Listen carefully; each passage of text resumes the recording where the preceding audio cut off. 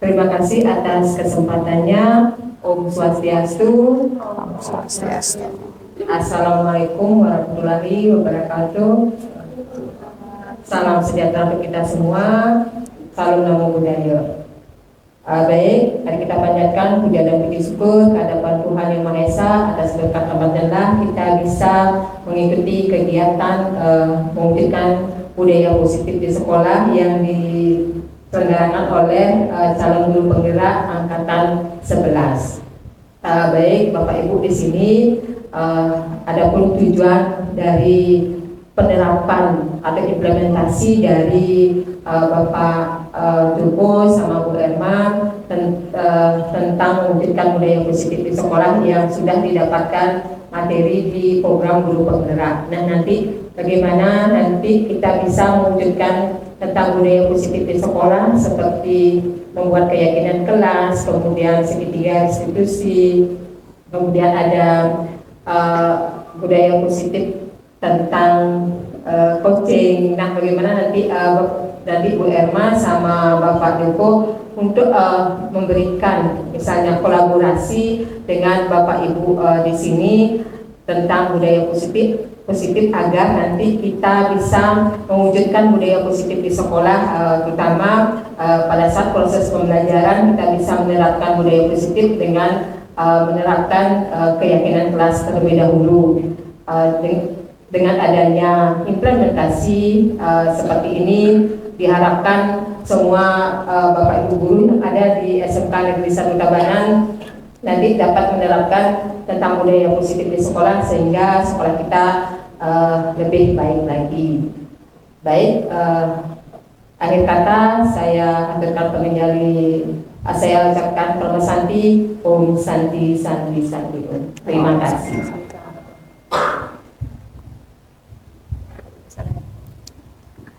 Ibu mau duduk di sini atau balik lagi? Silakan. Baik, terima kasih atas kesempatannya dari Bu Wakasek Kurikulum beserta juga teman-teman yang bisa hadir di pagi hari ini. Mohon izin saya melakukan presentasinya sambil duduk ya, karena kondisi kurang memungkinkan. Baik, hari ini saya sebagai salah satu dari calon guru penggerak Angkatan 11 Kabupaten Tabanan ingin melakukan diseminasi terkait dengan budaya positif di sekolah. Jadi bagaimana caranya mewujudkan budaya positif di sekolah. Dalam hal ini saya dan Pak Joko akan membagi materinya. Nanti ada beberapa konsep-konsep yang akan saya sampaikan. Untuk lebih detailnya nanti sisanya akan disampaikan oleh Bapak Joko. Baik, saya mulai saja. Jadi di bagian saya yang akan saya sampaikan adalah mengenai disiplin positif. Kemudian ada yang namanya teori motivasi, hukuman, dan juga penghargaan. Dan yang terakhir adalah prosedur pembuatan keyakinan kelas beserta bagaimana saya sudah menerapkannya di kelas. Nah, yang pertama, budaya positif. Jadi, goal atau tujuan kita kali ini adalah mewujudkan budaya positif di sekolah. Sebenarnya budaya positif itu apa sih? Budaya positif itu nilai kebajikan yang menjadi keyakinan dan pada akhirnya menjadi karakter atau ciri khas dari sebuah komunitas atau lembaga yang diawali dari adanya lingkungan positif di mana warga sekolah saling mendukung, saling belajar, saling bekerja sama sehingga tercipta kebiasaan-kebiasaan yang baik. Jadi tujuan kita di sini adalah mewujudkan nilai-nilai kebajikan ini agar diterapkan di sekolah sehingga dalam prosesnya itu tercipta lingkungan yang positif, kemudian dari lingkungan yang positif di mana semua orang itu saling bertumbuh dan juga bekerja sama, kemudian pada akhirnya akan tercipta budaya positif itu sendiri.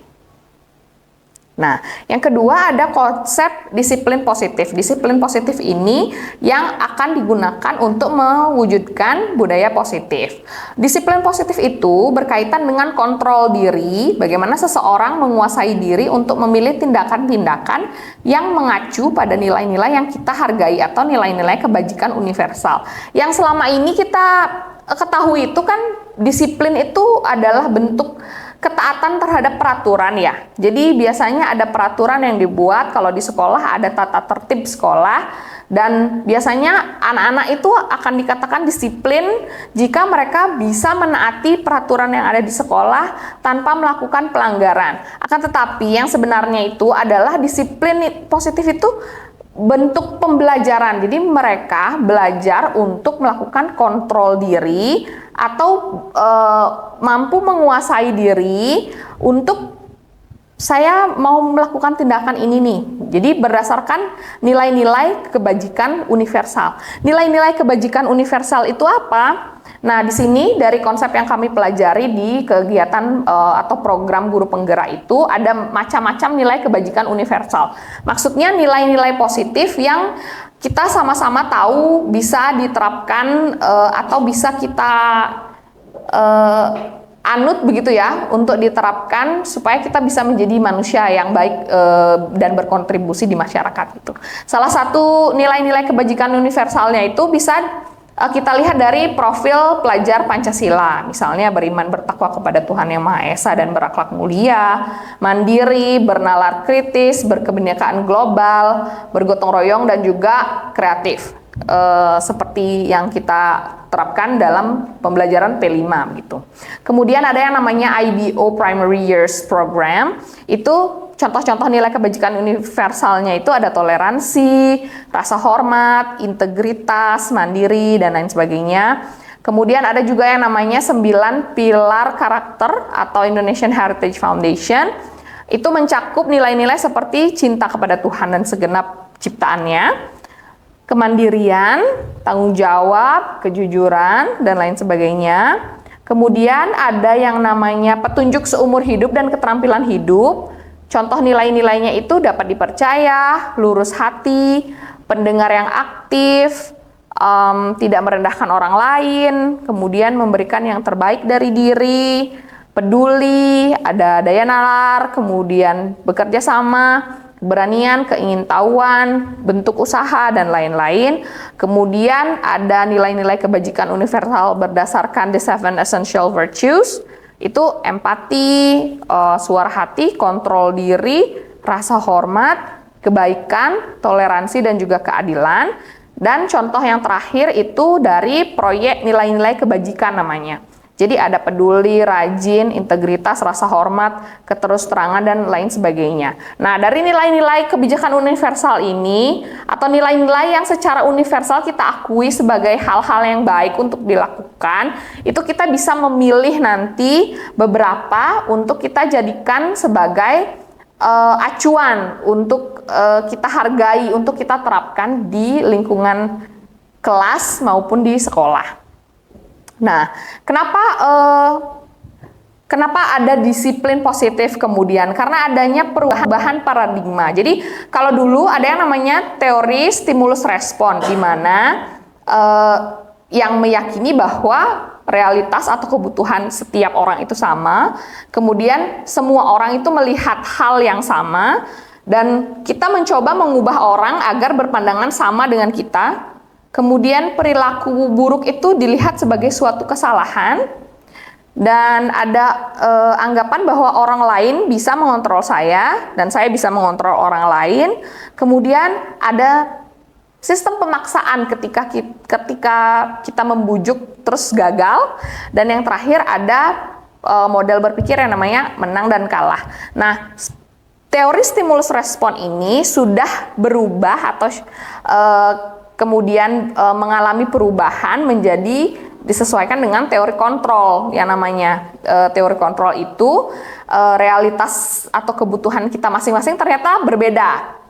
Dari masing-masing siswa itu memiliki realitas atau kebutuhan yang berbeda. Kemudian setiap orang itu memiliki gambaran berbeda tentang sesuatu. Kemudian ketika kita melihat dunia itu, kita berusaha memahami pandangan orang lain tentang dunia. Jadi bukan kita yang berusaha membuat orang lain sesuai sama yang kita pikirkan, tapi kita yang mengikuti pandangan orang lain. Kemudian semua perilaku yang dilakukan, baik itu yang perilaku yang baik, perilaku yang positif, atau perilaku yang sebaliknya atau yang negatif itu sebenarnya ada tujuannya begitu. Kemudian hanya Anda yang bisa mengontrol diri Anda. Jadi kita memiliki kebebasan untuk menentukan pilihan apa yang akan kita lakukan. Dan Anda tidak bisa mengontrol orang lain. Kemudian kolaborasi dan konsensus menciptakan pilihan-pilihan baru, dan yang terakhir model berpikir menang-menang atau win-win solution. Jadi pada intinya analoginya seperti ini. Misalnya kita mengepalkan tangan, terus kita suruh orang lain untuk buka kepalan tangan itu, tapi kita tekan kuat-kuat. Itu artinya yang bisa membuka kepalan tangan itu kan kita sendiri. Orang lain mau sekencang apa dia berusaha buka, kalau misalnya kita nggak ngasih atau kita tidak mengizinkan, itu tidak akan terjadi perubahan. Jadi teori kontrol itu seperti itu. Apa yang kita lakukan itu semuanya full terjadi karena kita memiliki kontrol terhadap diri sendiri, dan sebenarnya kita tuh tidak memiliki kontrol terhadap orang lain. Karena itu saya perlu sampaikan di sini, ada ilusi-ilusi yang selama ini kita anggap itu benar, ternyata tidak seperti itu. Jadi ada ilusi bahwa guru mengontrol murid. Kenyataannya kita bisa lihat di sekolah ini, walaupun ada tata tertib, masih toh ada siswa yang melanggar kan. Kemudian ilusi bahwa semua penguatan positif, efektif, dan bermanfaat. Kalau kita lihat ada sistem reward and punishment. Reward itu kan salah satu bentuk penguatan positif. Kita anggap itu efektif. Tapi ternyata walaupun kita memberikan reward sama beberapa siswa yang berhasil dalam pembelajaran misalnya, toh yang tidak berhasil tidak mengalami perubahan. Tidak serta-merta ketika kita memberikan reward sama siswa yang pintar, terus siswa yang kurang pintar itu jadi, saya juga mau dapat reward. Tidak serta-merta seperti itu. Kemudian ada juga ilusi bahwa kritik dan membuat orang merasa bersalah dapat menguatkan karakter. Ketika ada siswa yang melakukan kesalahan, melakukan pelanggaran, terus kita sindir-sindir, itu bisa membuat mereka berubah. Ternyata tidak. Mereka kalau misalnya memang seperti itu karakternya, tidak akan terjadi perubahan. Kemudian ilusi bahwa orang dewasa memiliki hak untuk memaksa. Kenyataannya seberapa kecil pun siswa kita, walaupun misalnya mereka seumuran TK, tetap aja mereka punya hak untuk merdeka, untuk menentukan sendiri apa yang mereka mau. Nah, kemudian konsep lain yang ada hubungannya dengan pembentukan disiplin positif itu ada yang namanya teori motivasi. Jadi, teori motivasi ini ada 3 bentuk motivasi yang terjadi dalam diri seseorang. Yang pertama itu adalah untuk menghindari ketidaknyamanan atau hukuman.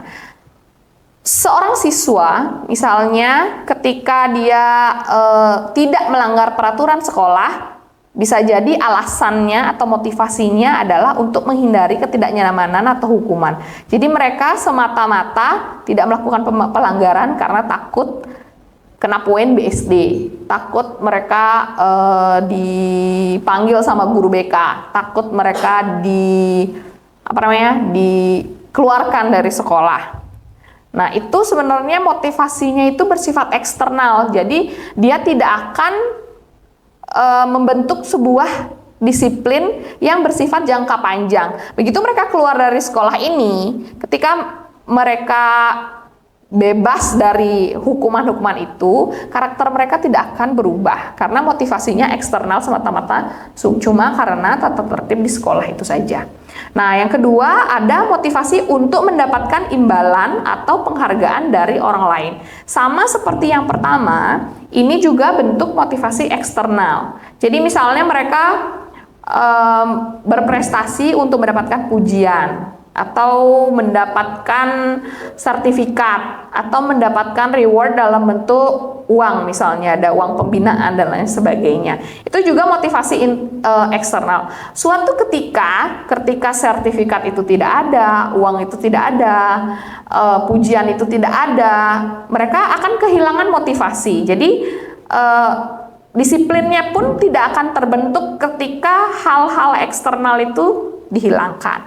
Nah, yang bentuk motivasi internal itu adalah sebenarnya yang ketiga, di mana seseorang termotivasi untuk mengikuti atau memiliki disiplin diri ketika mereka ingin menjadi orang yang mereka inginkan dan menghargai diri sendiri dengan nilai-nilai yang mereka percaya. Ketika siswa kita memiliki motivasi seperti ini, itu baru akan menjadi sesuatu yang bersifat long term atau jangka panjang. Jadi walaupun mereka keluar dari sekolah ini, karakternya sudah terbentuk, memang orangnya ya disiplin seperti itu. Jadi itu bentuk-bentuk motivasi yang seharusnya kita bangun, yang di nomor 3 sebagai guru ya.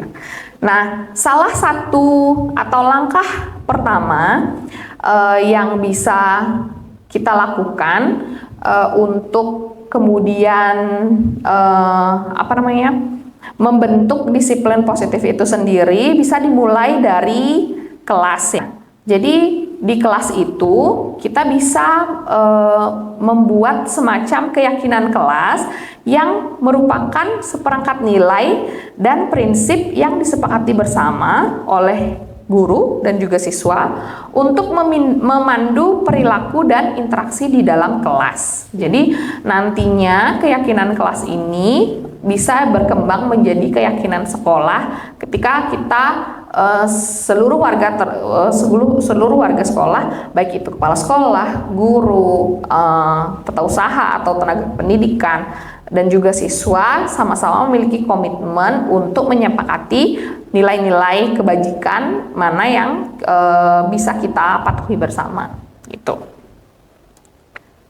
Nah, ini salah satu contoh, ini merupakan prosedur pembuatan keyakinan kelas yang sudah saya terapkan, tapi mengingat saya masih cuti melahirkan, jadi pembuatan keyakinan kelasnya saya lakukan secara online ya, Bapak Ibu. Nah, langkah yang pertama yang bisa kita lakukan dalam pembuatan keyakinan kelas itu adalah memfasilitasi siswa atau warga sekolah untuk melakukan curah pendapat tentang kelas atau sekolah impian. Jadi kita buat satu momen atau satu waktu di mana anak-anak itu bisa menyampaikan pendapat mereka tentang peraturan apa sih yang harus kita sama-sama taati. Sebenarnya peraturan yang kita inginkan untuk mencapai kelas yang membuat mereka dan kita sama-sama bahagia itu apa gitu. Jadi kalau misalnya kita ada kelas offline, kegiatan ini bisa dilakukan di kelas dengan cara diskusi. Tapi karena saya dalam keadaan cuti, ini bisa dilakukan secara online dengan memberikan Google Form atau bentuk form yang lainnya. Ini salah satu contohnya.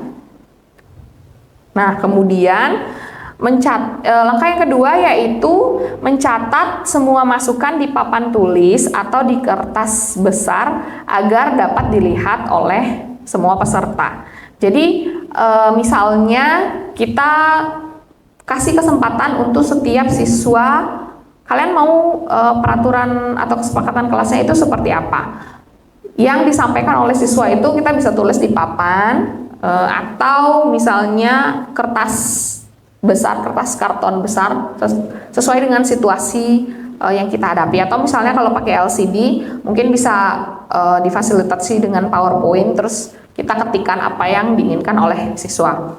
Nah, dalam hal ini karena saya menggunakan Google Form, mereka tinggal mengisi form dengan apa yang mereka inginkan, kemudian spreadsheet-nya itu linknya disampaikan juga kepada siswa sehingga siswa dapat melihat teman-teman yang lain itu nulis apa aja sih gitu.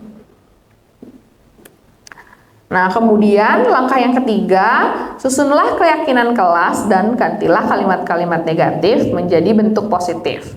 Contohnya, masukan dari siswa itu berupa jangan berlari di kelas atau koridor. Kita sebagai guru bisa bantu untuk mengubahnya menjadi berjalanlah di kelas atau koridor. Jadi tidak menggunakan kalimat negatif seperti tidak atau jangan.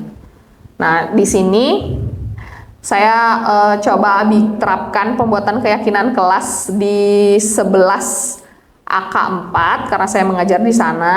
Di sini contoh item kesepakatan kelas yang dibuat oleh siswa itu, yang pertama tidak ada PR. Ternyata anak-anak tidak suka kalau ada PR. Mungkin karena kita menggunakan sistem blok, jadi menurut mereka waktunya kurang kalau misalnya ada PR ekstra lagi. Kemudian tidak menghafal, karena kalau di bahasa Inggris itu kan biasanya ada bacain percakapan, nah seperti itu. Jadi mereka mintanya untuk tidak menghafal.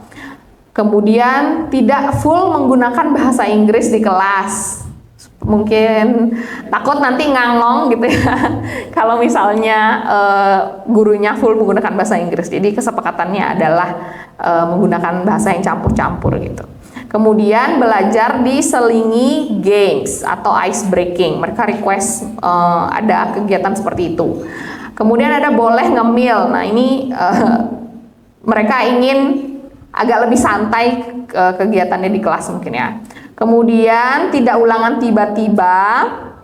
Jadi kalau ulangan gurunya harus kasih tahu dulu. Kemudian tugasnya jangan terlalu banyak. Habis itu tidak menertawakan teman yang membuat kesalahan, terutama ketika mengucapkan kata-kata dalam bahasa Inggris.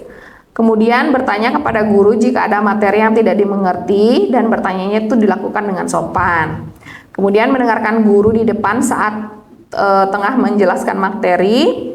Tidak bermain HP saat ada teman yang presentasi. Tidak bermain HP tanpa diinstruksikan oleh guru. Dan yang terakhir, tidak melewati jam pelajaran. Maksudnya kalau jam pelajaran bahasa Inggris selesainya jam 9 harus sudah tank gitu. Mereka tidak mau waktu istirahatnya diambil untuk belajar lagi. Nah, dari kalimat-kalimat itu kan yang dibuat oleh siswa itu banyak pakai tidak dan jangan. Nah, di situ saya rekap kemarin untuk jumlah siswa yang membuat pernyataan seperti itu. Kemudian saya ubah kalimat-kalimat ini menjadi kalimat yang positif. Misalnya kalimat negatifnya adalah tidak ada PR. Kalimat positifnya saya ubah menjadi belajar hanya dilakukan di sekolah. Kemudian tidak menghafal. Kalimat positifnya menjadi utamakan pemahaman daripada hafalan. Kemudian tidak full bahasa Inggris, kalimat positifnya menjadi berkomunikasi di kelas dengan menggunakan bahasa Inggris dan bahasa Indonesia. Kemudian belajar diselingi games, itu sudah positif ya. Jadi cuma saya tambahkan sedikit, belajar menyenangkan dengan games. Kemudian boleh ngemil, boleh minum dan makan makanan yang tidak mengganggu pelajaran. Karena kalau misalnya mereka di kelas ngemilnya duren gitu kan, nanti teman-temannya terganggu gitu ya. Kemudian tidak ulangan tiba-tiba, saya ubah menjadi mengikuti ulangan sesuai dengan jadwal atau kesepakatan. Tugasnya tidak terlalu banyak, saya ganti menjadi mengerjakan tugas sesuai dengan porsinya. Kemudian tidak menertawakan teman yang membuat kesalahan, menghargai teman yang berbicara dalam bahasa Inggris, bertanya kepada guru jika ada materi yang tidak dimengerti dengan sopan, itu sudah dalam bentuk kalimat positif ya. Kemudian mendengarkan guru di depan saat tengah menjelaskan materi juga sudah kalimat positif. Kemudian tidak bermain HP saat ada teman yang presentasi dan juga tidak bermain HP tanpa diinstruksikan oleh guru. Itu saya ubah menjadi menggunakan HP hanya saat diperlukan. Jadi misalnya ada games, quizzes atau semacamnya, itu HP diperlukan jadi disediakan. Atau misalnya perlu posting untuk Instagram, tapi kalau scrolling lihat story teman-teman mungkin tidak diizinkan di kelas. Kemudian tidak melewati jam pembelajaran, saya ganti menjadi memulai dan mengakhiri pelajaran tepat waktu. Nah, itu langkah yang ketiga. Saya lanjutkan kemudian dengan langkah yang keempat. Tinjau kembali daftar curah pendapat yang sudah dicatat. Ajak warga sekolah atau murid-murid untuk menemukan nilai kebajikan atau keyakinan yang dituju dari peraturan tersebut. Contohnya, berjalan di kelas, dengarkan guru, datanglah tepat waktu, berada di bawah satu payung, yaitu keyakinannya saling menghormati atau nilai kebajikan hormat. Nah, di sini belajar hanya di sekolah, utamakan pemahaman dari hafalan, itu saya simpulkan sebagai nilai kebajikan mandiri. Kemudian berkomunikasi dengan bahasa Inggris dan bahasa Indonesia, itu berkebinekaan global dari profil pelajar Pancasila. Kemudian belajar menyenangkan dengan games atau ice breaking, itu ada dua pendapat, ada yang bilang itu termasuk kreatif sama bahagia, jadi mereka supaya tetap happy belajarnya. Kemudian untuk yang ngemil itu kami tidak menemukan nilai yang pas, jadi di sini dikosongin. Kemudian ada mengikuti ulangan sesuai dengan jadwal atau kesepakatan, itu dianggap oleh siswa termasuk nilai keadilan, karena adil, fair gitu ya gurunya. Mereka punya kesempatan untuk belajar dulu, mempersiapkan diri ketika mau ulangan. Kemudian mengerjakan tugas sesuai porsinya, itu nilai kebajikan yang berhubungan itu adalah tanggung jawab. Kemudian menghargai teman yang berbicara dalam bahasa Inggris, itu saling menghormati atau menghargai, dan bisa juga tidak merendahkan orang lain. Kemudian bertanya kepada guru dengan bahasa yang sopan, itu nilainya sopan santun, bisa. Ingin tahu juga bisa, sama keberanian untuk bertanya itu juga bisa.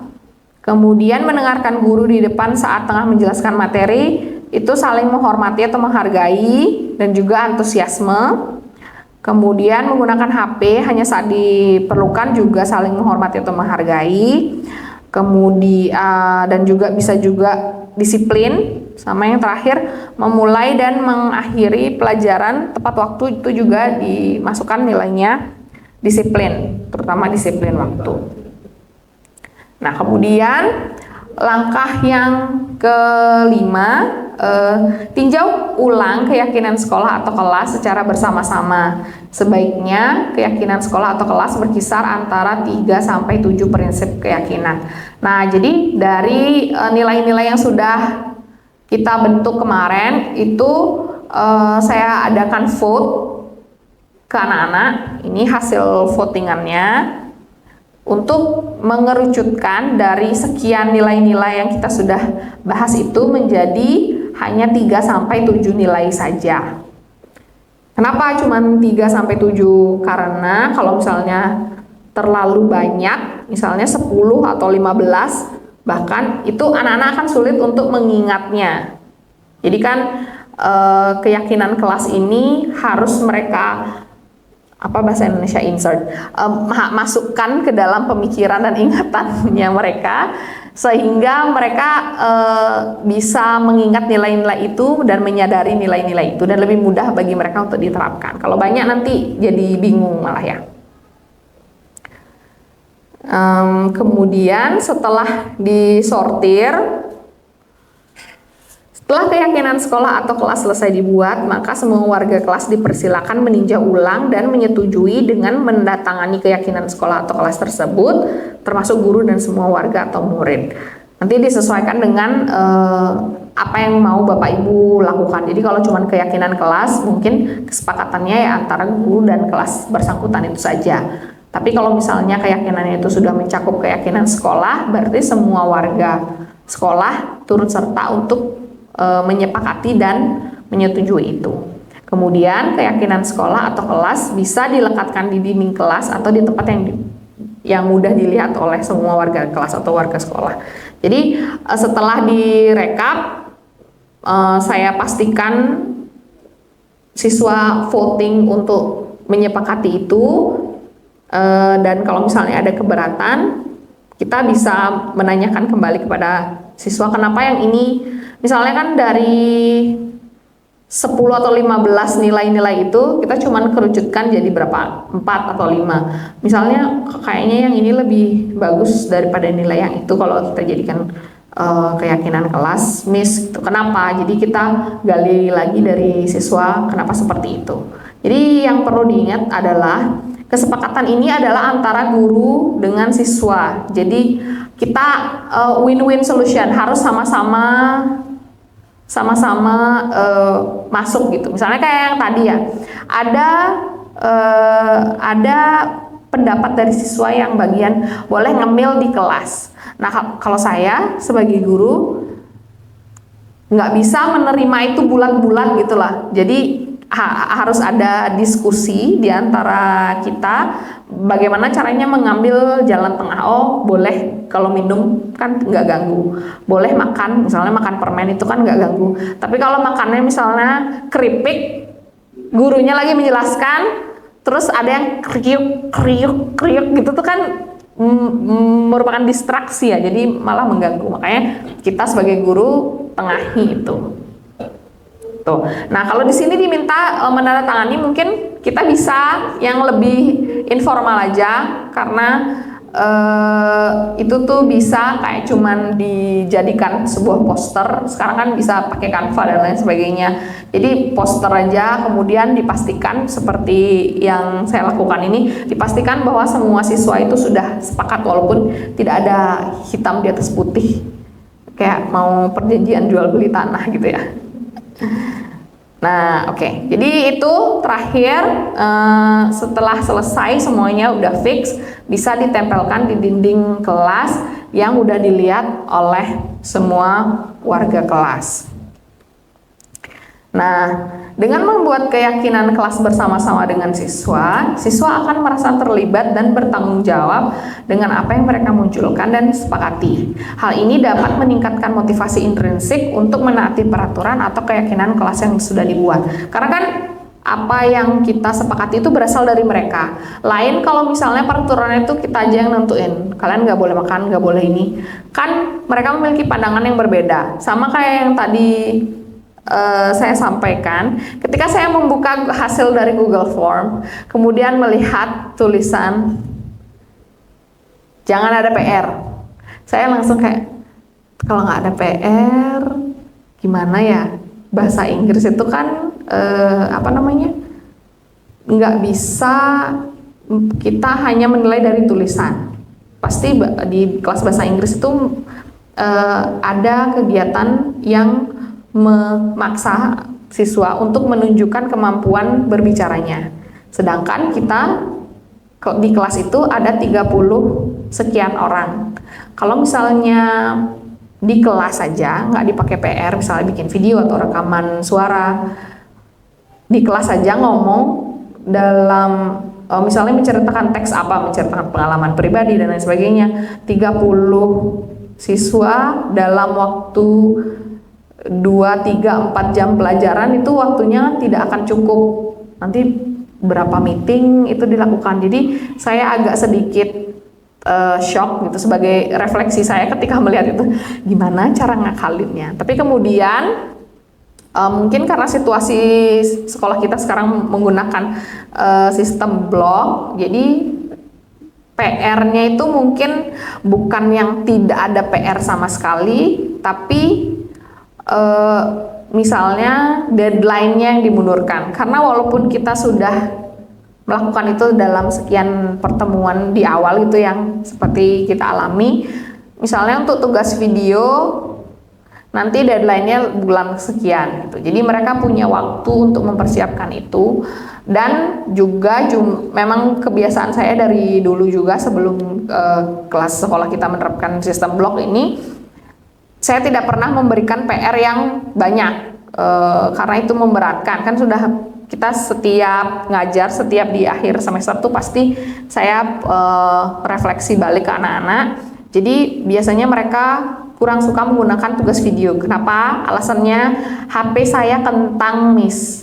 Jadi setelah kalau dipakai ngerekam video itu jadi lola, memori nggak cukup dan lain sebagainya. Jadi biasanya untuk tugas-tugas seperti itu memang hanya dilakukan sekali atau 2 kali dalam 1 semester, dan itu pun lebih sering dilakukan secara berkelompok sehingga tidak memberatkan siswa. Gitu. Jadi pinter-pinternya kita ketika kita menemukan suatu pendapat yang ekstrim sekali kelihatannya, nggak boleh ada gini, nggak boleh ada gini. Kita sebagai guru harus berusaha untuk mencari jalan tengah, karena ini kan win-win solution gitu ya, nggak bisa muridnya aja yang win terus kita menderita jadi mengikuti peraturan mereka. Karena ini kan kesepakatan, jadi harus dicari jalan tengahnya. Nah, ini salah satu keyakinan kelas yang sudah didilkan sama anak-anak. Ya agak cibi-cibi, mungkin nanti saya harus perbaiki kanvanya. Dari voting yang mereka lakukan itu, mereka memilih nilai bahagia, artinya mereka mau di kelas itu supaya semuanya happy, ada game, ada ice breaking, biar nggak terlalu serius. Ya saya nggak tahu sih, mungkin pelajaran bahasa Inggris karena serem jadi mereka merasa itu sangat stressful sehingga memerlukan games. Kemudian ada tanggung jawab, bagaimana mereka bisa bertanggung jawab terhadap tugasnya. Kemudian saling menghormati, karena selama ini sering sekali kan namanya bahasa Inggris bukan bahasa ibu, banyak yang pengucapannya masih sulit dilakukan. Nah, itu biasa banget anak-anak kalau dengerin temennya presentasi terus ngomong salah diketawain. Jadi saya selalu menekankan sama mereka harus saling menghargai, supaya nanti kalau misalnya diketawain tuh kan pasti teman-temannya langsung kehilangan motivasi, aku nggak mau lagi ngomong kayak gitu kan. Jadi jangan sampai cuman karena ditertawakan teman mereka jadi berhenti, malu untuk mencoba belajar bahasa Inggris lagi. Sama yang terakhir itu ada kreatif, yang mereka sepakati itu. Jadi di sini saya pilih 4. Nanti tergantung anak-anak, kan tadi saya bilang range-nya itu antara 3 sampai 7. Silahkan Bapak Ibu nanti sesuaikan anak-anak maunya berapa, yang mana yang menurut mereka lebih prioritas untuk saya jadikan nilai yang saya acu gitu. Nah, kemudian ada lagi satu konsep, yaitu terkait dengan hukuman dan penghargaan sebagai bentuk follow up atau tindak lanjut dari perilaku siswa. Nah, penghargaan mungkin kita semuanya sudah tahu ya, penghargaan atau reward itu merupakan bentuk pengakuan atas pencapaian siswa yang dapat meningkatkan motivasi belajar dan memberikan rasa percaya diri kepada siswa. Sedangkan hukuman atau punishment itu merupakan konsekuensi menyakitkan atas pelanggaran yang dilakukan oleh siswa. Yang selama ini kita lakukan itu kan adalah kalau nggak memberikan hukuman, ya memberikan penghargaan. Jadi tergantung, kalau misalnya mereka melakukan perilaku negatif, kita hukum atau melanggar peraturan. Kalau misalnya mereka melakukan hal yang baik, kita kasih penghargaan dalam bentuk pujian, dalam bentuk sertifikat atau benda material. Nah, ternyata itu tidak efektif untuk dilakukan, saudara-saudara, karena walaupun itu diterapkan, toh masih banyak anak-anak yang melakukan pelanggaran. Kemudian ada yang diberikan penghargaan ketika dia tidak mencapainya, malah mereka kehilangan motivasi. Karena saya sudah pernah melihat tuh anak-anak itu misalnya ada 2 orang siswa, Pak Joko sama saya. Nah, Pak Joko itu dia berprestasi di kelas. Jadi dia sering dipuji sama siswanya, sama gurunya, kemudian dikasih reward lah sama gurunya.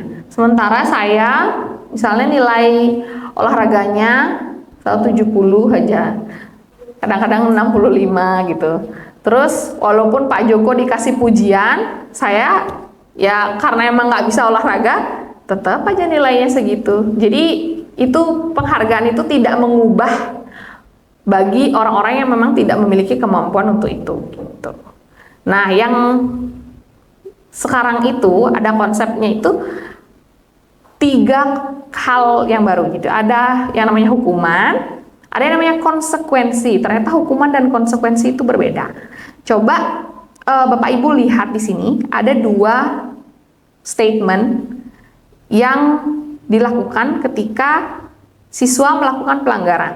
Yang pertama, mencabut rumput karena terlambat datang ke sekolah. Menurut Bapak Ibu, yang pertama ini mencabut rumput karena terlambat datang ke sekolah itu termasuk hukuman atau konsekuensi? Hukuman. Kenapa hukuman, Pak Yudi? Karena ya melakukan kesalahan tidak disiplin. Terus? Disiplin waktu. Jadinya dia itu mendapat hukuman mencabut rumput. Nah, jadi hukuman itu menyakitkan atau tidak disukai oleh siswa. Nah, cuman kadang-kadang kalau yang namanya hukuman itu tidak nyambung dengan kesalahannya. Nah, jadi dia terlambat ke sekolah, tapi hukumannya tuh mencabut rumput. Apakah dengan mencabut rumput besokannya dia akan datang lebih pagi? Apakah dengan mencabut rumput dia jadi sadar, oh sebaiknya saya tidak terlambat karena saya akan mencabut rumput kalau saya terlambatnya. Itu jadi nggak nyambung kalau hukuman itu. Tapi intinya siswa itu harus menderita ketika dia melakukan kesalahan gitu ya. Itu konsep hukuman. Nah, kalau yang di bawahnya membersihkan meja karena mencoret-coret meja di kelas, kan banyak tuh biasanya anak-anak tangannya jahil, jadi dia coret-coretin. Kemudian memperoleh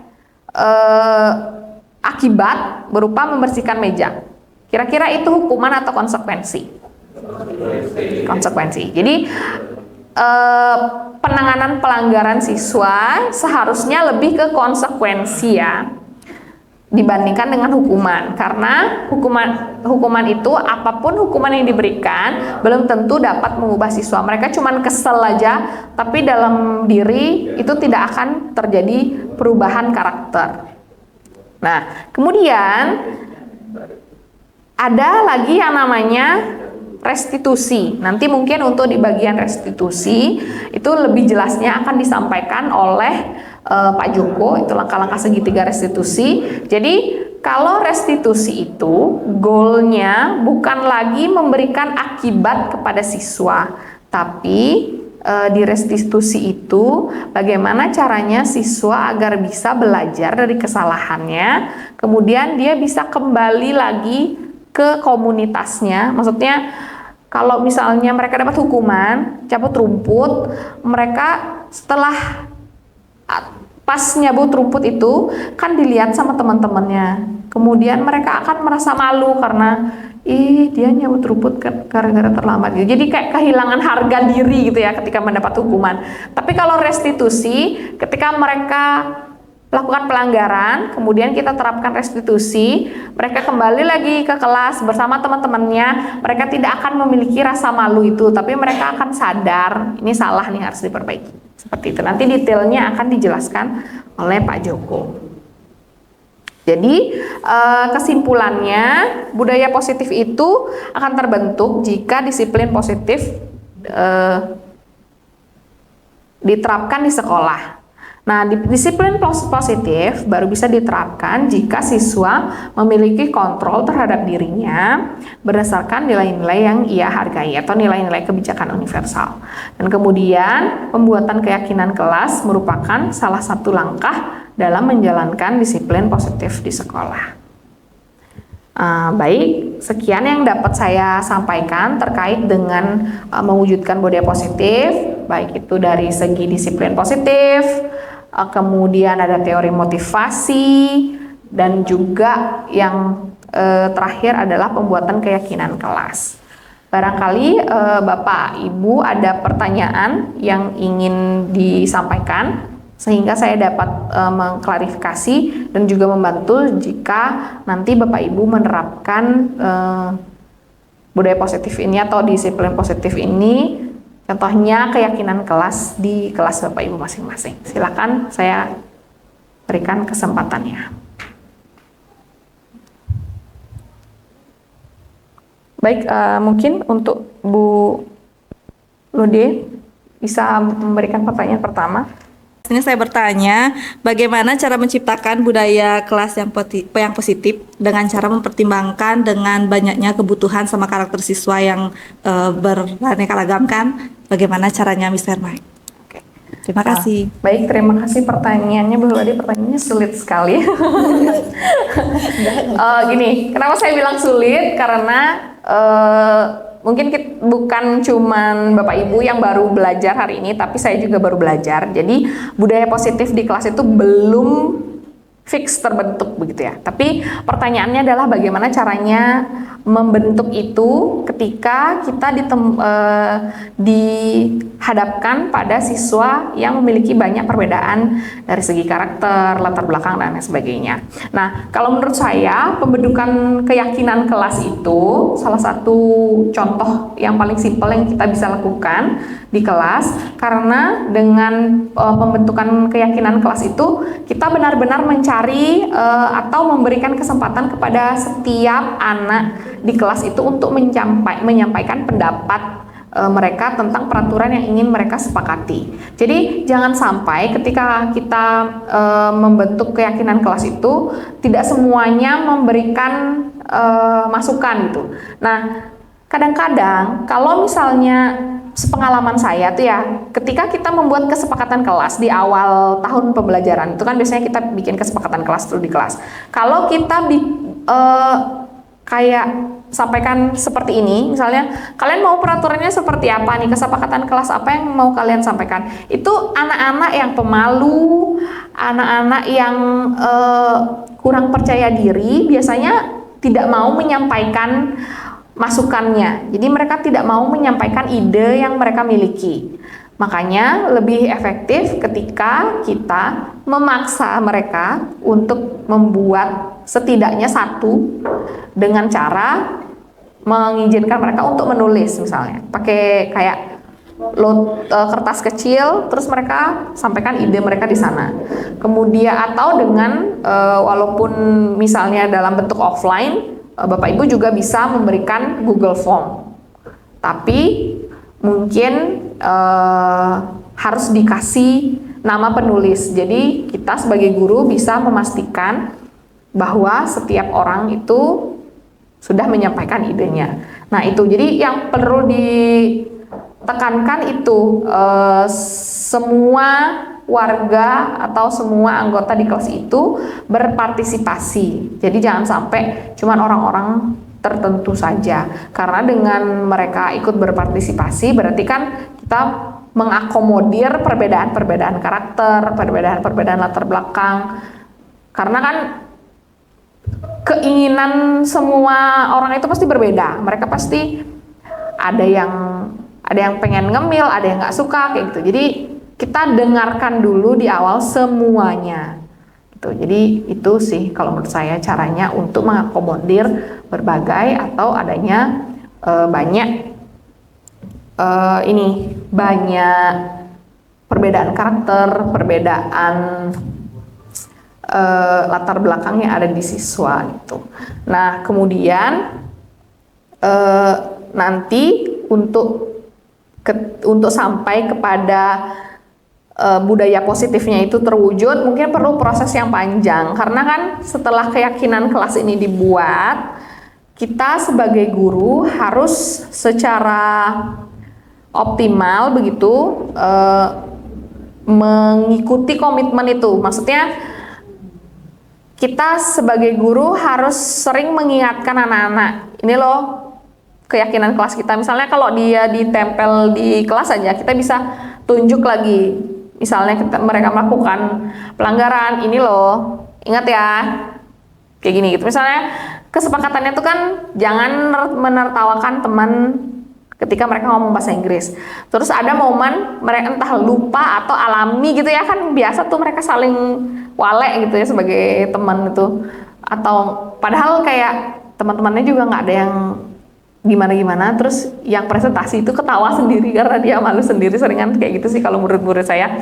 Jadi kita harus selalu mengingatkan mereka, ini loh kan kemarin udah sepakat kayak gini kesepakatannya, kita udah janji untuk tidak menertawakan teman, supaya jadi itu mungkin nggak akan bisa pertemuan ini kita bikin kesepakatan kelas, terus pertemuan berikutnya budaya positif itu sudah tercapai. Kalau menurut saya itu hal yang mustahil gitu, hal yang mustahil untuk dicapai. Jadi pasti perlu proses, diingatkan lagi setelah beberapa kali. Nanti setelah sekian pertemuan mereka semua sudah meresapi, sudah ke dalam sanubari itu semua nilai-nilainya, pasti akan tercapai budaya positif itu sendiri. Begitu. Karena kan sebelum budaya positif itu dari keyakinan kelas dulu, setelah keyakinan kelas itu dibentuk, tercipta lingkungan yang positif. Setelah lingkungan positif di kelas itu terbentuk, karena semuanya itu saling menghormati dan lain sebagainya, baru kemudian ada disiplin positif karena mereka udah mengingat gitu ya masing-masing dan meresapi itu. Setelah disiplin positif itu terbentuk, baru itu akan menjadi budaya. Jadi dari dibuat di komunitas atau kelompok dulu, kemudian dimunculkan oleh masing-masing individu, kemudian disepakati oleh kelompok lagi, kemudian diterapkan oleh masing-masing individu, baru kemudian menjadi budaya positif yang bersifat kolektif. Demikian kalau penjelasan dari saya. Gimana Bu Lodi, apakah bisa diterima? Terima kasih. Barangkali ada Bapak Ibu lain lagi? Oke. Silakan Bapak Yudi. Baik, terima kasih atas kesempatan yang diberikan kepada saya. Di sini saya ingin bertanya tentang yang slide terakhir yang tentang hukuman dan konsekuensi. Nah, di sekolah kan masih terdapat sebuah hukuman yang dipergunakan oleh siswa yang terlambat, ya. Nah, menurut Ibu bagaimana cara untuk memberikan konsekuensi terhadap siswa yang terlambat ke sekolah? Ya. Terima kasih. Terima kasih pertanyaannya Pak Yudi, bagus sekali ya. Nah, itulah kenapa kami dari calon guru penggerak mengadakan diseminasi. Jadi harapan kami hal-hal yang mungkin lebih efektif bisa disebarluaskan sehingga kita bisa mencapai budaya positif itu sendiri. Nah, seperti yang kita sama-sama tahu, di sekolah sekarang masih ada buku saku digital yang memuat tentang pelanggaran siswa. Tadi yang Pak Yudi contohkan itu siswa terlambat kan, sebagai pembina OSIS mungkin melihat banyak siswa yang masih melakukan itu. Nah, mungkin nanti penjelasan lebih detailnya akan disampaikan oleh Pak Joko karena kita belum membahas restitusi itu secara mendalam. Cuman kalau menurut saya dari segi terlambat, hukuman yang dilakukan misalnya gini ya. Sekarang hukuman untuk terlambat itu ada poinnya. Katakanlah mereka melakukan kegiatan atau kesalahan atau pelanggaran dalam bentuk terlambat itu misalnya 10 kali. Dan ketika poin 10 kali itu sudah terkumpul, mereka sudah dapat surat peringatan 1, 2, 3, kemudian sudah overload gitu poinnya, mereka harus bersedia dikeluarkan dari sekolah. Nah, permasalahannya adalah ketika mereka dikeluarkan dari sekolah, apakah mereka jadi tidak terlambat? Itu sekarang.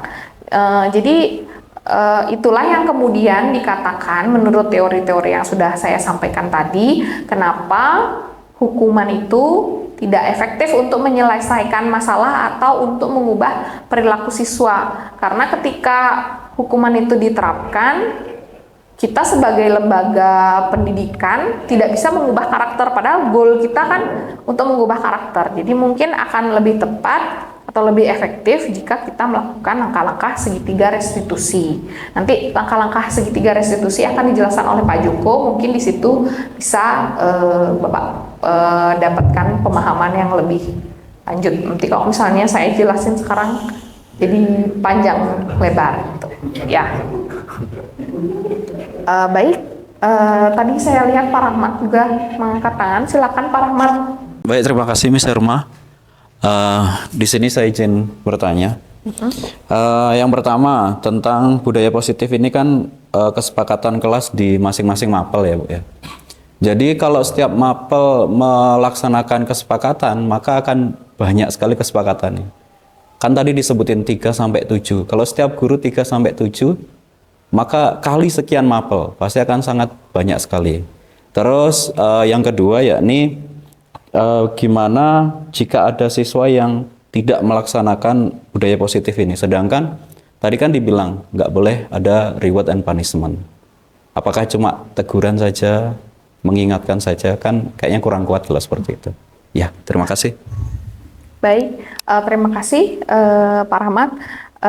Nah, pertanyaan yang pertama, dengan mapel yang banyak, kemudian jika masing-masing guru mengadakan keyakinan kelas itu, apa jadinya nggak banyak-banyak. Nah, hal ini kalau menurut saya, inilah pentingnya kenapa kita harus melakukan kolaborasi dengan guru-guru yang mengajar di kelas tersebut, sehingga nanti kesepakatan kelasnya itu bisa berlaku secara universal. Karena kan kalau dipikir-pikir ya, misalnya nih dalam pelajaran bahasa Inggris di kelas 11 AK4 yang mereka inginkan ada sekian-sekian. Misalnya salah satu itu tadi ada tidak menertawakan teman ketika berbicara dalam bahasa Inggris. Tapi hal itu kan tidak akan dapat diterapkan di mapel lain karena mereka nggak ngomong bahasa Inggris dong di mata pelajaran lain. Tapi ada nilai-nilainya itu berupa saling menghormati atau menghargai. Nah, di situ pasti di mata pelajaran lain akan muncul juga. Jadi karena namanya dia nilai-nilai kebajikan universal, saya rasa ada jalan tengahnya begitu. Jadi ketika dalam satu mata pelajaran mereka membuat keyakinan kelas dan menghasilkan nilai-nilai itu, nanti di kelas lain pasti nilainya itu juga sebenarnya. Cuman ketika karena siswa kita nih SMK kan mapelnya tuh memang banyak banget, itu pasti ada yang tidak beririsan dan itu akan nambah lebih dari 7. Jadi perlu kalau menurut saya kegiatan penyusunan keyakinan kelas ini dilakukan secara kolektif. Jadi misalnya semua guru mapel yang mengajar kelas itu juga terlibat di dalamnya. Jadi mungkin misalnya Google Form yang tadi saya bentuk itu bisa diakses oleh setiap guru juga, sehingga nanti guru di situ bisa sama-sama memberikan masukan. Karena kan kalau misalnya pakai spreadsheet itu kan sudah gampang ya sekarang ya. Pakai spreadsheet itu ada fitur komentar. Jadi nanti misalnya wali kelas yang mengakomodir untuk kelas itu, terus guru-guru mapel yang lain bisa tinggal ikut menyepakati saja. Atau kalau misalnya ada hal-hal yang perlu ditambahkan, kita bisa kasih masukan juga sama wali kelasnya. Jadi disitulah kenapa sebagai guru dalam hal pembentukan budaya positif kita nggak bisa kerja sendirian. Kita harus berkolaborasi sebagai warga sekolah, bukan cuma guru tapi juga sama tenaga kependidikan. Karena kan kalau di sekolah itu mereka itu pasti menganggap kita sebagai orang yang patut digugu dan patut ditiru gitu. Jadi yang orang dewasa kan bukan cuman guru aja, tenaga kependidikan juga. Jadi kalau misalnya cuman guru aja, apalagi cuman satu orang, itu tidak akan efektif. Tapi kalau misalnya kita semua serempak jadi model untuk dicontoh sebagai teladan siswa, itu pasti akan bisa berhasil untuk budaya positifnya. Nah, kemudian pertanyaan yang kedua, nanti setelah keyakinan kelas itu terbentuk, bagaimana jika siswa ada yang tidak menerapkan itu? Mungkin itu juga akan dijawab nanti oleh Pak Joko, karena itu bagian dari segitiga restitusi. Jadi kita tidak lagi ngomongin hukuman atau konsekuensi, tapi ada diskusi dengan anak, gimana sih caranya memperbaiki kesalahan gitu. Itu nanti akan dijelaskan lebih detail oleh Pak Joko. Silahkan nanti pas sesi tanya jawabnya ditanyakan kembali. Baik, gimana Bapak Ibu yang lain, apa masih ada pertanyaan? Cukup? Baik, untuk saat ini saya akhiri bagian presentasi saya. Nanti setelah penjelasan dari Pak Joko, karena kita kan satu kesatuan untuk membentukkan budaya positif, kalau tiba-tiba masih ada tercetus pertanyaan yang belum terjawab, nanti setelah itu bisa ditanyakan kembali kepada saya. Baik, sekian presentasi dari saya. Terima kasih atas partisipasi Bapak Ibu. Ini mic-nya akan saya serahkan kepada Pak Joko untuk melanjutkan. Silakan. Ya,